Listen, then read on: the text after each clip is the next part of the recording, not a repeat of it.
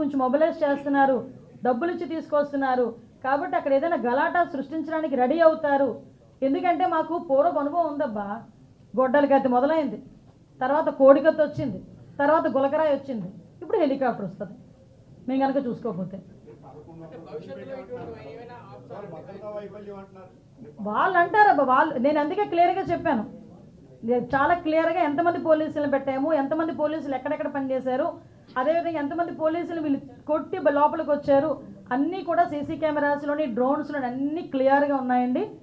అది మాత్రం నిజం. ఎవరైనా పోలీసులు కొట్టిన సందర్భంగానే అక్కడికి మా భద్రతా వలయంలోకి ఇంచుమించుగా ఆ చాపర్ దగ్గరికి వచ్చిన అందరి డీటెయిల్స్ మా దగ్గర ఉన్నాయి.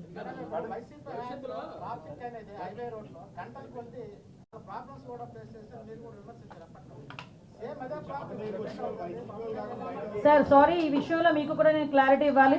నిన్నే చాలా క్లియర్గా సిపి గారు కూడా ప్రెస్ మీట్ పెట్టున్నారండి. మేము ఏదైతే అది ఇమీడియట్గా అక్కడ నిజమా కాదా ఏంటి విషయం అని చెప్పేసి మేము చాలా ట్రాన్స్పరెన్సీగా మేము దాన్ని ఎంక్వైరీ చేసుకున్నాము.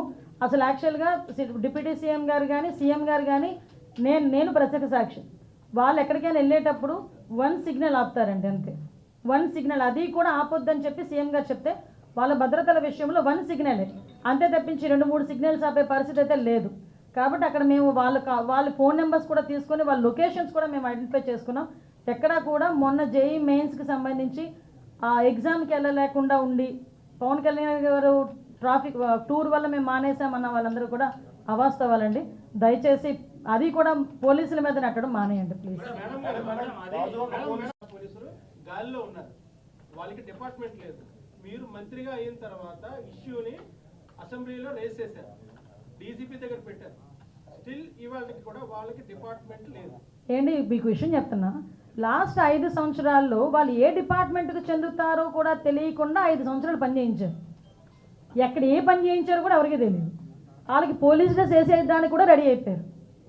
అలాంటివన్నీ ఈరోజు మేము కూలంకషంగా చర్చించుకొని అసలు అందులో ఎంతమంది విల్లింగ్ ఉన్నారు. కొంతమంది వాళ్ళని కార్యదర్శుల కింద తీసుకున్న తర్వాత అందులోని విషయం ఏంటంటే కొంతమంది పోలీస్ డిపార్ట్మెంట్లో పనిచేయడానికి కొంతమంది విల్లింగ్ ఉన్నారు, కొంతమంది విల్లింగ్గా లేరు.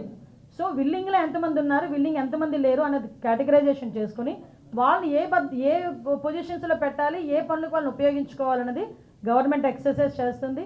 నాకు తెలిసి వితిన్ 10 days 15 daysలో వాళ్ళకి ఎక్కడైతే వాళ్ళని ప్రాపర్ వేలో వాళ్ళకి అర్హత తగ్గట్టుగా వాళ్ళు కూర్చోబెట్టారు. ఈ విషయంలో హెలికాప్టర్ విషయంలో భద్రత అంతమంది వచ్చినా సరే ముందుగా గుర్తించిన ఇంటెలిజెన్స్ వైఫల్యమా లేకపోతే భద్రతా వలయం బలహీనంగా ఉందా? మీకు విషయం చెప్తున్నాను. ఒక ఎక్స్ సీఎం వచ్చినప్పుడు భద్రత అనేది బ్యారికేడ్స్ అనేవి వాళ్ళు సొంతంగా వేసుకుంటారు, వాళ్ళు వేసుకోవాలి బ్యారికేడ్స్ అని. మేము సెక్యూరిటీ ఇస్తాం. లేకపోతే ఇంతకుముందు చంద్రబాబు నాయుడు గారు టూర్ ప్రోగ్రామ్కి వచ్చిన నా పాయకరపేటలో కూడా టూర్ ప్రోగ్రామ్ చేశారు చంద్రబాబు నాయుడు గారు. హెలిప్యాడ్ మేమే రెడీ చేసుకున్నాము, బ్యారికేడ్స్ మేమే వేసుకున్నాము. మరి అప్పుడు జరగని విషయాలు ఇప్పుడు ఎందుకు జరుగుతున్నాయి?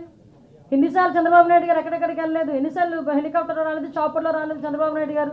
మరి ఆ రోజు జరగని ఇవన్నీ ఇప్పుడు ఎందుకు జరుగుతున్నాయి? ఆ రోజు కనీసం పోలీసు కూడా కనిపించేవాడు కాదే. నేనేమంటానంటే ఈరోజు మేము దేనికి రిస్ట్రిక్ట్ చేయట్లేదండి. ఇంతకుముందు జగన్మోహన్ రెడ్డి ఒక శంకుస్థాపనకు వస్తున్నాడన్న తెలుగుదేశం పార్టీ నాయకులందరినీ కూడా ప్రివెంటివ్ అరెస్ట్ కానీ హౌస్ అరెస్టులు కానీ చేసిన పరిస్థితి. ఈరోజు మేము అలా ఏం చేయట్లేదు కదా. ఈరోజు అతని గురించి మేము చాలా క్లియర్గా 1100 ఇన్ఫర్మేషన్ ఉంది కాబట్టి 1100 మంది పోలీసుల్ని మేము అక్కడ డిప్లాయ్ చేసుకున్నాం. అక్కడ డిప్లాయ్ చేసుకున్నప్పటికీ కూడా పోలీసుల్ని అది pre planned.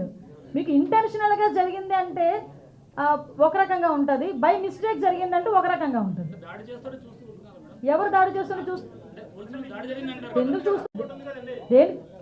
Sorry, intelligence report మీకు ఉంది, డ్రోన్ సర్వేలెన్స్ ఉంది, సీసీ కెమెరా సర్వేలెన్స్ ఉంది, టోటల్ అబ్జర్వేషన్ మొత్తం ఒక సెకండ్ వివిఐపి ప్రోగ్రామ్ లో మీకు టోటల్ ఇంటెలిజెన్స్ రిపోర్ట్ ఉంది. ఇంటెలిజెన్స్ రిపోర్ట్ ఉన్నప్పుడు అక్కడ భద్రతా వైఫల్యం ఏ రకంగా జరిగిందని మీ భావిస్తారు? మీకు విషయం చెప్పనా, పులివెందల ఎమ్మెల్యే 1+1 సెక్యూరిటీ ఒక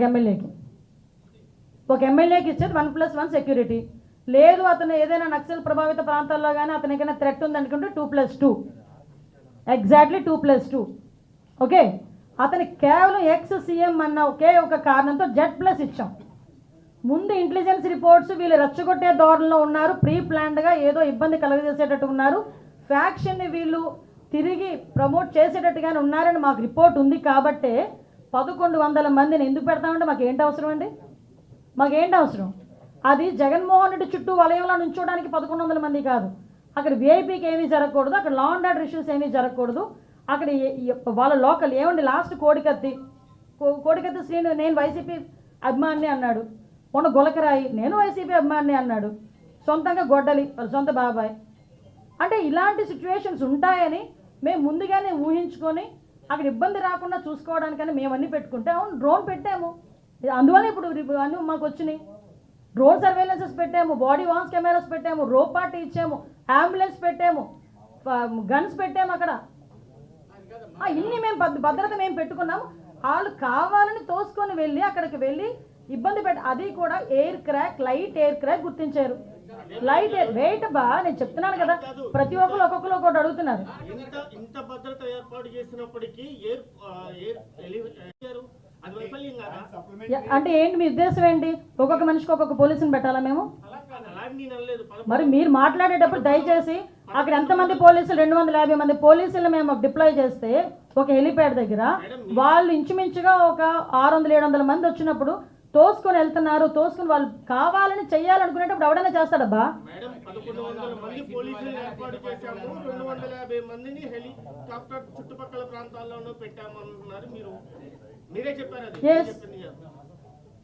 అంతమంది ఒకేసారి వస్తున్నప్పుడు ఎందుకు చర్యలు తీసుకోవట్లేదు అనేది. చర్యలు ఏంటి అంటే అయిపోయి ఇప్పుడు జరిగింది కాబట్టి జరిగిందని సంగతి చెప్తున్నాం.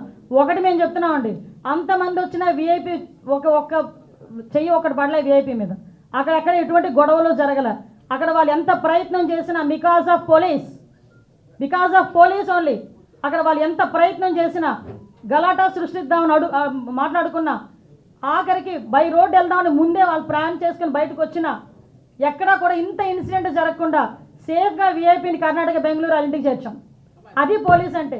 దాని గురించి మాట్లాడండి. 1100 మంది పోలీసుల్ని మేము అక్కడ డిప్లాయ్ చేసుకున్నాం. అక్కడ డిప్లాయ్ చేసుకున్నప్పటికీ కూడా పోలీసుల్ని అది ప్రీ ప్లాన్డ్. మీకు ఇంటెన్షనల్గా జరిగింది అంటే ఒక రకంగా ఉంటుంది, బై మిస్టేక్ జరిగిందంటే ఒక రకంగా ఉంటుంది. ఎవరు దాడి చేస్తారో ఎందుకు చూస్తూ ఊరుకుంటామండి? సారీ,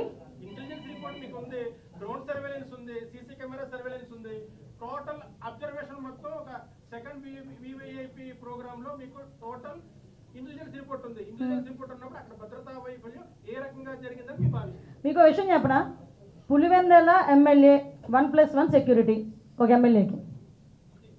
ఎమ్మెల్యేకి ఇచ్చేది 1+1 సెక్యూరిటీ. లేదు అతను ఏదైనా నక్సల్ ప్రభావిత ప్రాంతాల్లో కానీ అతనికైనా థ్రెట్ ఉందనుకుంటే 2+2, ఎగ్జాక్ట్లీ 2+2. ఓకే, అతనికి కేవలం సీఎం అన్న ఒకే ఒక కారణంతో Z+ ఇచ్చాం. ముందు ఇంటెలిజెన్స్ రిపోర్ట్స్ వీళ్ళు రెచ్చగొట్టే ధోరణిలో ఉన్నారు, ప్రీ ప్లాన్డ్గా ఏదో ఇబ్బంది కలుగజేసేటట్టు ఉన్నారు, ఫ్యాక్షన్ని వీళ్ళు తిరిగి ప్రమోట్ చేసేటట్టుగానే ఉన్నారని మాకు రిపోర్ట్ ఉంది. కాబట్టే 1100 మందిని ఎందుకు పెడతామంటే మాకేంటి అవసరం అండి? మాకేంటి అవసరం? అది జగన్మోహన్ రెడ్డి చుట్టూ వలయంలో నుంచోడానికి 1100 మంది కాదు. అక్కడ విఐపీకి ఏమీ జరగకూడదు, అక్కడ లా అండ్ ఆర్డర్ ఇష్యూస్ ఏమీ జరగకూడదు. అక్కడ వాళ్ళ లోకల్ ఏమండి లాస్ట్ కోడికత్తి శ్రీను నేను వైసీపీ అభిమాని అన్నాడు. మొన్న గులకరాయి నేను వైసీపీ అభిమాని అన్నాడు. సొంతంగా గొడ్డలి వాళ్ళ సొంత బాబాయ్. అంటే ఇలాంటి సిచ్యువేషన్స్ ఉంటాయని మేము ముందుగానే ఊహించుకొని అక్కడ ఇబ్బంది రాకుండా చూసుకోవడానికని మేము అన్నీ పెట్టుకుంటే అవును డ్రోన్ పెట్టాము. అందువల్ల ఇప్పుడు అన్నీ మాకు వచ్చినాయి. డ్రోన్ సర్వేలెన్సెస్ పెట్టాము, బాడీ వాన్స్ కెమెరాస్ పెట్టాము, రోప్ పార్టీ ఇచ్చాము, అంబులెన్స్ పెట్టాము, గన్స్ పెట్టాము. అక్కడ ఇన్ని మేము భద్రత మేము పెట్టుకున్నాము. వాళ్ళు కావాలని తోసుకొని వెళ్ళి అక్కడికి వెళ్ళి ఇబ్బంది అది కూడా లైట్ ఎయిర్ క్రాక్ గుర్తించారు. లైట్ వెయిట్ బా నేను చెప్తున్నాను కదా, ప్రతి ఒక్కరు ఒక్కొక్కరు ఒకటి అడుగుతున్నారు. ఇంత భద్రత ఏర్పాటు చేసినప్పటికీ హెలికాప్టర్ వరకు ఎలా వెళ్ళగలిగారు? అంటే ఏంటి మీ ఉద్దేశం ఏంటి? ఒక్కొక్క మనిషికి ఒక్కొక్క పోలీసుని పెట్టాలా మేము? మరి మీరు మాట్లాడేటప్పుడు దయచేసి అక్కడ ఎంతమంది పోలీసులు 250 మంది పోలీసులు మేము డిప్లాయ్ చేస్తే ఒక హెలిప్యాడ్ దగ్గర వాళ్ళు ఇంచుమించుగా ఒక 600-700 మంది వచ్చినప్పుడు తోసుకొని వెళ్తున్నారు. తోసుకొని వాళ్ళు కావాలని చెయ్యాలనుకునేటప్పుడు ఎవడైనా చేస్తాడబ్బా? 1100 మంది పోలీసులు ఏర్పాటు చేశాము, 250 మందిని హెలికాప్టర్ చుట్టుపక్కల ప్రాంతాల్లోనూ పెట్టామన్నారు. మీరే చెప్పారు అది.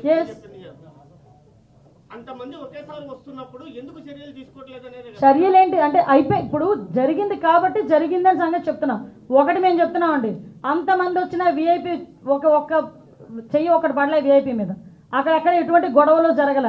అక్కడ వాళ్ళు ఎంత ప్రయత్నం చేసినా బికాస్ ఆఫ్ పోలీస్ ఓన్లీ, అక్కడ వాళ్ళు ఎంత ప్రయత్నం చేసినా గలాటా సృష్టిద్దామని మాట్లాడుకున్నా, ఆఖరికి బై రోడ్ వెళ్దామని ముందే వాళ్ళు ప్లాన్ చేసుకుని బయటకు వచ్చినా ఎక్కడా కూడా ఇంత ఇన్సిడెంట్ జరగకుండా సేఫ్గా విఐపిని కర్ణాటక బెంగళూరు వాళ్ళ ఇంటికి చేర్చాం. అది పోలీస్ అంటే. దాని గురించి మాట్లాడండి. ఏం ఆంక్షలు లేవండి, మేము ఎందుకు ఆంక్షలు పెడతాం? ప్రజాస్వామ్యం ఇది.